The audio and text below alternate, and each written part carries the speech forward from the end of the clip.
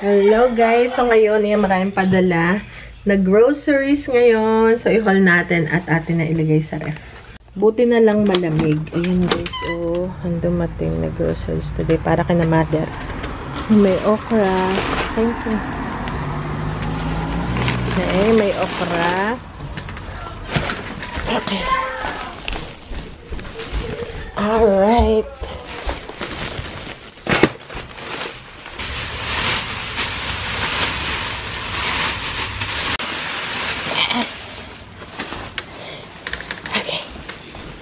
Alright. Ay! Thank you, baby. Okay.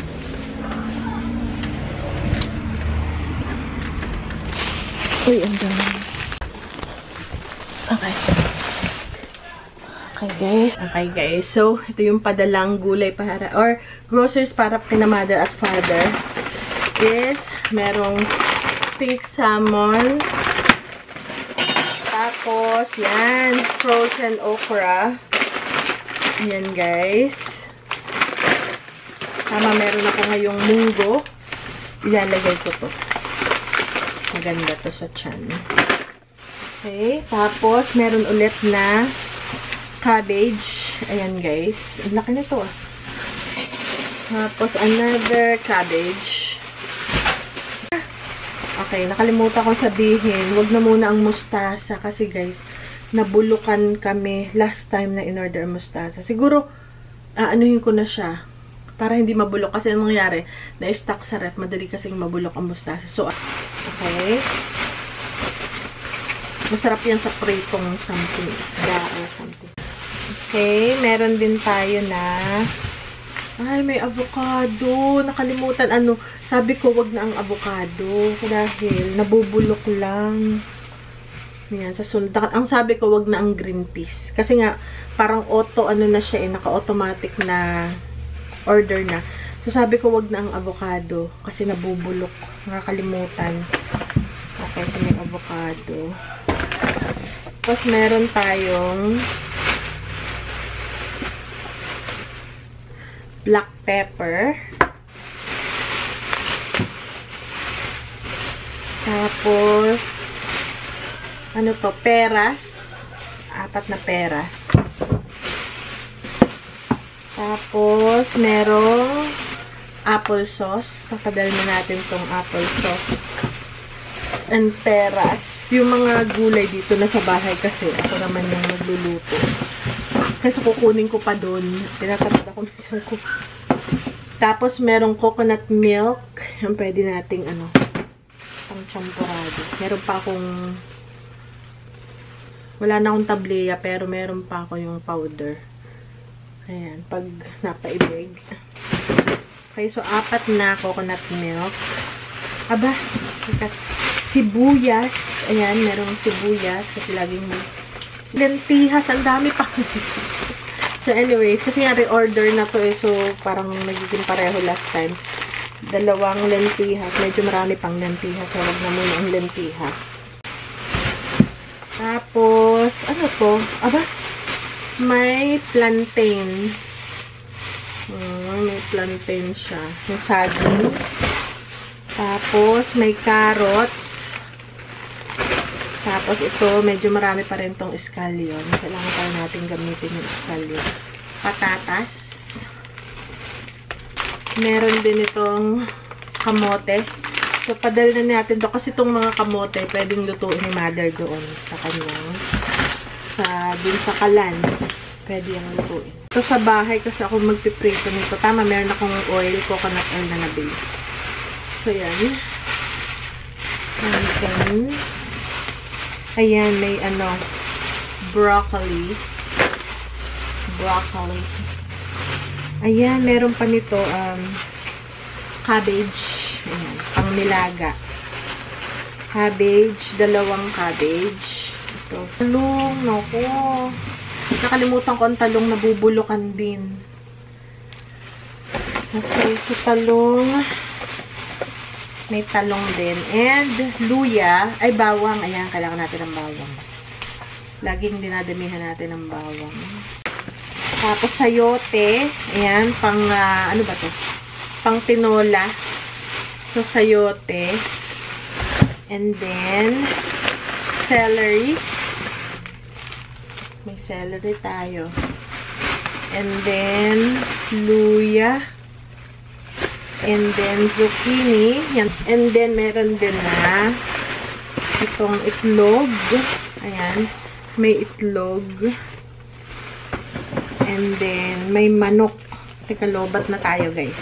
Bago maano yung, ito, i-atak-atak na natin. Manok, tsaka may isa pa na yung maliliit. Yung ganun. So, ito na, guys, yung manok na lulutuin. Yung kinamother. Sa akin ko na lang ref ilalagay. Kasi, parang hindi na ako pupunta dun sa kanila kukuha ng manok. Lagi. So, okay, guys. So, naglakas loob ako magluto ng dilis. Ito yung galing Pinas. Yung padala ng aking kapatid na umuwi. So, tingnan nyo, guys. Ayan. Nakita ng mga bata. Sabi, wow, huwag mong lulutuin. Kaya lang, nagluto rin ako ng champorado. Ayan. May tira pa akong tabliya from Pilipinas nung umuwi ako. So, yan, guys. So, bagay dyan ang dilis. Itong baby dried fish. Ayan, guys. So, hinihit ko lang, binuksan ko yung mga bintana kasi yari ako mamaya. So, konti lang para hindi masyadong mangamoy. Pero I'm sure mangangamoy yan. Hindi ko nilagyan ng mantika kasi mas mangangamoy siya. Parang toasted lang. Toast mo lang. Isang ko rin tong isang bintana. Kasi baka hindi umuwi yung mga bata. Naku, ayan na. Grabe, nangangamoy na, guys. Okay, buksan ko yung electric fan. So, buksan din natin yung fan. Naku, patay.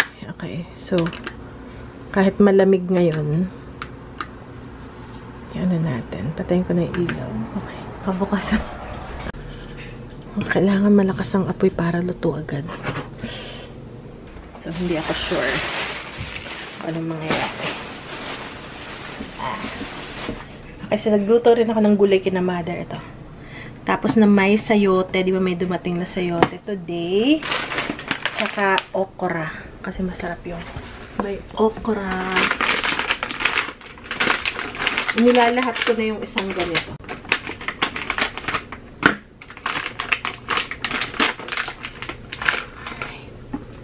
Okay na natin.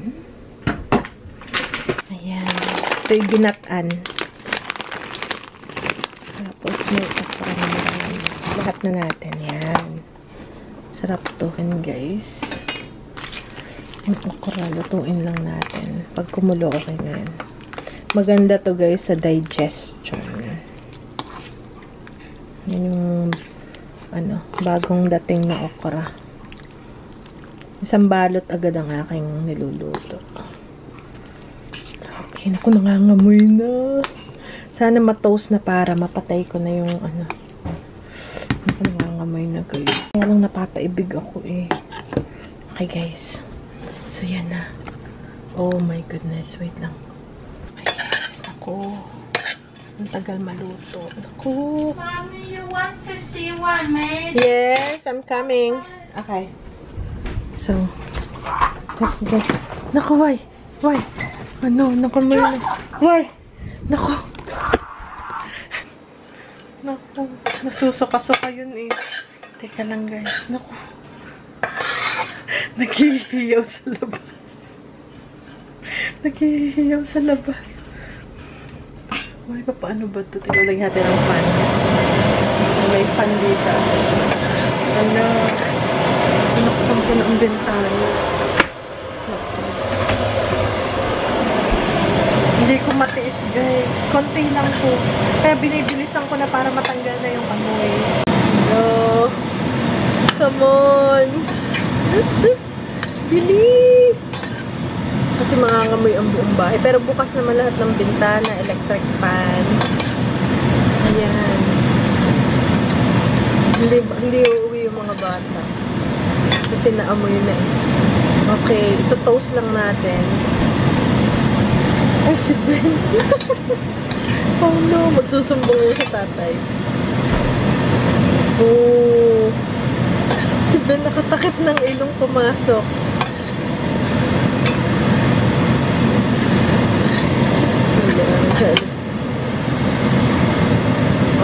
Okay na yan. Okay na siguro to, no? Dapat crispy eh.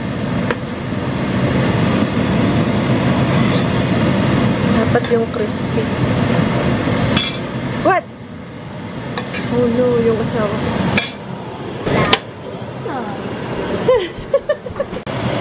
Wala eh. Wala, pinatay ko na guys. Ilarigay ko siya sa may bintana. Para hindi masyado mangamoy. Para hindi mangamoy. Ayan, pinakpak ko na.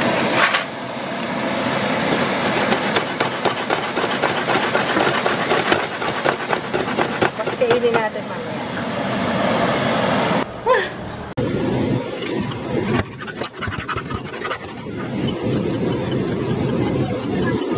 I know, but it's cold. But I'm done. I'm done, Mama. I'm done. I'm done.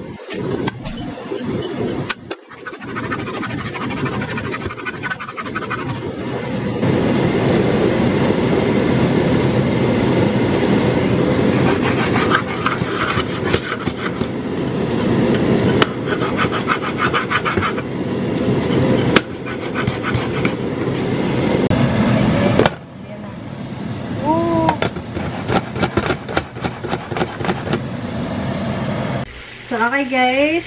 So, tikman natin yung ating, ito yung ating pinatatakutan dito sa bahay. Okay. So, natikman ko na to kanina. Bago maubos. Ako lang naman ang kumain. Is ate siya. Ang sarap guys. Oh, yung pinatatakutan nila lahat dito.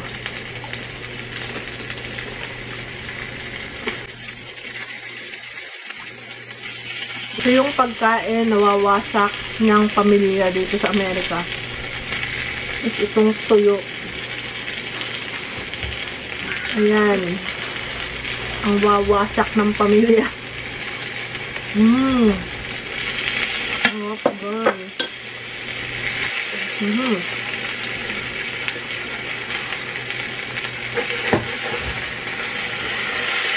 So, nagluluto ako.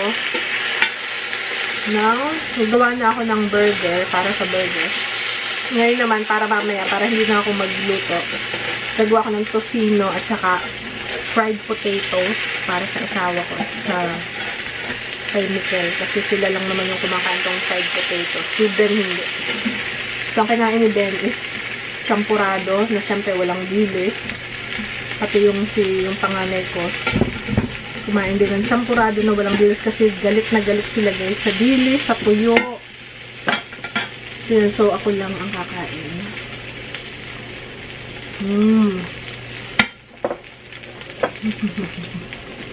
Ito pa. Paubos ko. Sarap.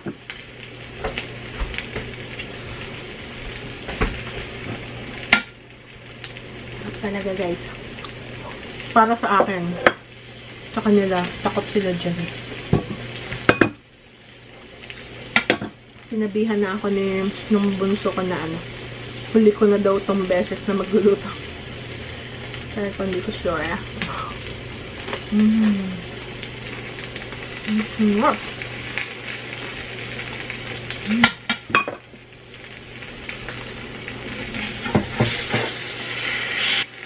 Okay guys, yun muna. Nagka-anuhan tayo kanina. Talagang muntik nang mawasak ang aming pamilya dahil dito.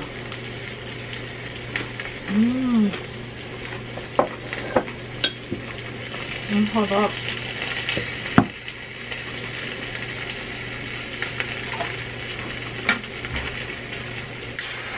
Okay, so nagluluto muna ako. Meron kasi mga tao, meron akong mga viewer na pag nag-vlog ako, ayaw nila na kwento-kwento lang.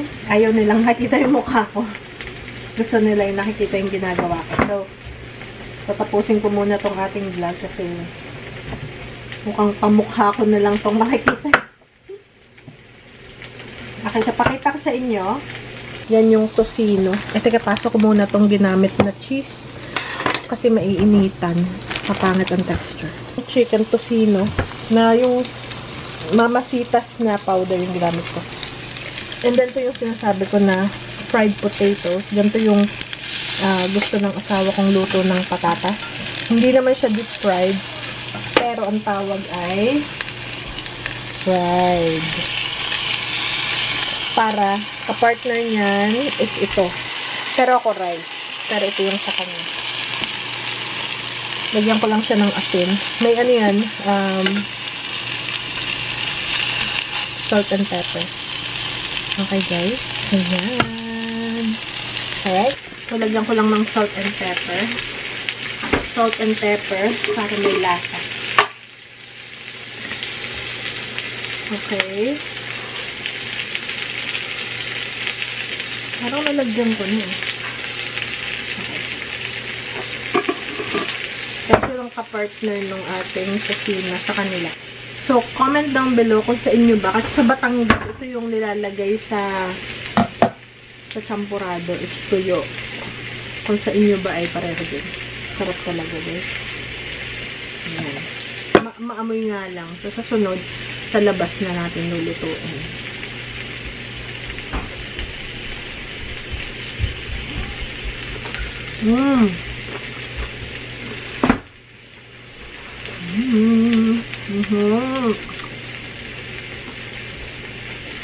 Ano to, sinangag na tuyo. Nadilis. Sinangag na dilis. Walang mantika. Pero, siguro pwede yung lagyan mantika. Pero ako talaga, ganito lang yung akin.